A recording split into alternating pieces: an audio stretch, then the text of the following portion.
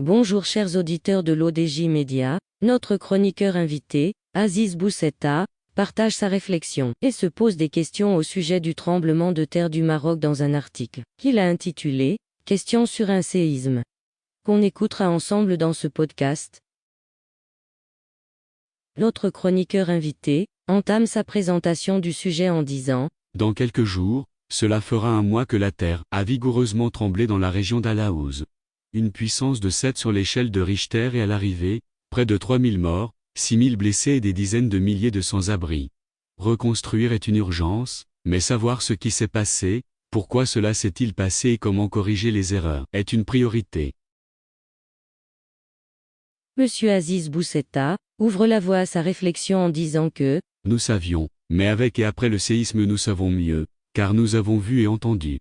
Nous avons vu les champs de ruines auxquels ont été réduits des dizaines de villages, et nous avons entendu les cris poignants des populations de la région, ayant tout perdu, qui des êtres chers, qui des maisons, parfois, souvent, les deux. Comment cela se fait-il que le Maroc émerge, le Maroc vendu comme modèle de développement serein et apaisé, dans le respect des hommes et de la nature? Comment expliquer que les populations de près du tiers de la superficie du Maroc aient vécu, et vivent toujours, dans des conditions qui rappellent davantage le Moyen-Âge que l'ère moderne? Qui en est responsable? À cette question, les réponses sont multiples et reflètent les états d'âme, les croyances, les idéologies des uns et des autres. La vérité sur les responsabilités se situe à l'intersection de tous ces points de vue. Mais quelques éléments de réflexion peuvent néanmoins être suggérés. L'autre journaliste démarre son argumentation de la manière suivante. 1. Les programmes de développement rural et des zones de montagne. Sur le plan central, l'aménagement du monde rural et des reliefs a depuis longtemps été une priorité.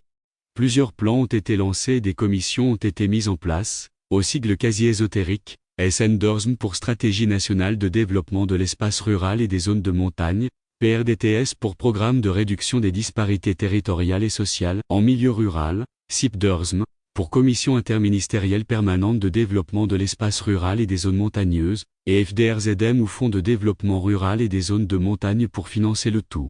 Et malgré les 50 milliards de DH décidés par le roi et solennellement annoncés par lui, en dépit de tous ces organismes, commissions, fonds, plans et autres stratégies, des centaines de douars sont restés enclavés, leur population délaissée, la santé qui prend l'eau, l'éducation à volo, l'avenir des jeunes de ces régions entre parenthèses. La Cour des comptes a émis ses réserves sur l'affectation de ces fonds, la gouvernance qui va avec et celle qui doit, en principe, tracer la vraie stratégie, applicable et évaluable.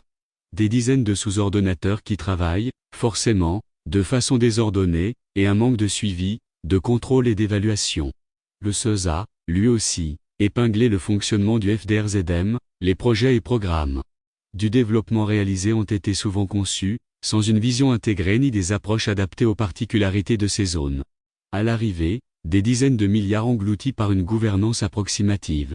Sur les 50 milliards de DH, 36 devaient aller aux routes et 12 millions de bénéficiaires dans 1253 communautés rurales, mais quand la terre a tremblé, on a parlé régions enclavées, routes impraticables et pas à cause du séisme, construction fragile, quelqu'un devra rendre des comptes, si on croit encore au principe de la reddition des comptes et de sa corrélation à celui de la gouvernance.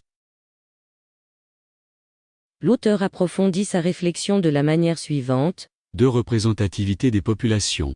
Depuis le temps qu'on évoque la spécificité marocaine, la particularité, l'originalité et tous ces vocables qui veulent nous distinguer, alors il est urgent d'entamer une réflexion sur la démocratie représentative, spécialement dans la montagne. Les structures ancestrales sont toujours là, sans pouvoir effectif, et les institutions constitutionnelles sont aussi là, mais sans efficacité réelle et mesurable. Regrouper les conseils des différentes communautés ou douars, et élire un chèque ou autre avec des attributions réelles, serait peut-être un début de solution à la représentativité effective et efficace des populations. De la même manière que les structures administratives élues des villes diffèrent selon la taille de ces villes, les représentations rurales élues devraient tenir compte des spécificités des populations des régions montagneuses ou des communautés tribales. On passerait ainsi, dans ces régions, d'une démocratie représentative, qui a montré ses limites à une démocratie participative, qui gagnerait à être expérimentée. Votre modérateur, Aziz Boussetta, continue de la manière suivante. 3. Reddition des comptes des responsables. Dans l'intervalle, Demander des comptes aux élus de ces régions et à leurs autorités administratives ne serait pas superflu. Demander des comptes ne signifie pas nécessairement juger, condamner, embastiller, mais évaluer une politique, analyser ses défaillances, déterminer au besoin s'il y a eu manque de moyens ou manquement humain, et juger de ce qu'il y a lieu. Des ministres doivent ainsi s'expliquer, d'Abdelila Ben-Kiran à Sadeddine El-Othmani, d'Aziz Akanouch à Abdelwafi Laftit, de Mohamed Assad à Mohand Lanser, d'Abdelkader Amara à Aziz Rabae, des présidents de conseils régionaux, provinciaux et communaux qui se sont succédés, ainsi que des valis et gouverneurs qui étaient en fonction depuis des années. L'auteur termine le sujet en ces termes. Peut-être comprendrait-on alors les raisons des défaillances, pour quels motifs ces gens, qui disposent de moyens modernes ou même d'avant-garde ont-ils laissé les populations de ces régions vivre dans des conditions moyenâgeuses. C'est bien le moins qu'on puisse faire pour les âmes des morts, pour les blessés, pour les orphelins et pour tous ceux qui ont perdu leurs biens et leurs espoirs, leurs espérances. Et pour que la reconstruction ne reproduise pas les erreurs, voire errements, du passé que l'on voudrait voir aussi enseveli sous les décombres de ces causes.